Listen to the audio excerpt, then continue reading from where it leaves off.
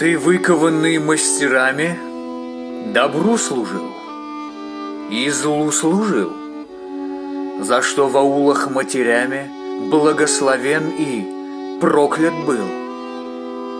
Сражал врага земли родимой, но и героя наповал. Рукой злодейской или ревнивой ты, выхваченный, убивал. Кружился ворон над убитым, на весь аул рыдала мать. К картинам этим незабытым причастен ты по рукоять.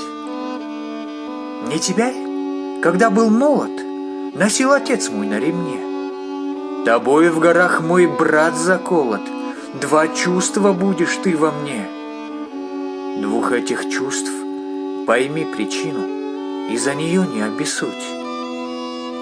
Тебя вонзала храбрость в грудь, а трусость всаживала в спину. Сталь боевая обнажалась, холодная, была пряма, а в ней то солнце отражалось, то кровью запекалась тьма.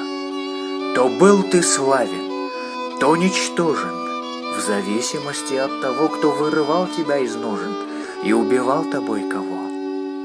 Но там, где рек кипят просторы, тебя ковавший уповал на то, что ты, судья жестокий, безвинного не убивал. Я к равнодушным не причислен, иную славу я стяжал. Ты дорог мне и ненавистен, кавказский кованный кинжал.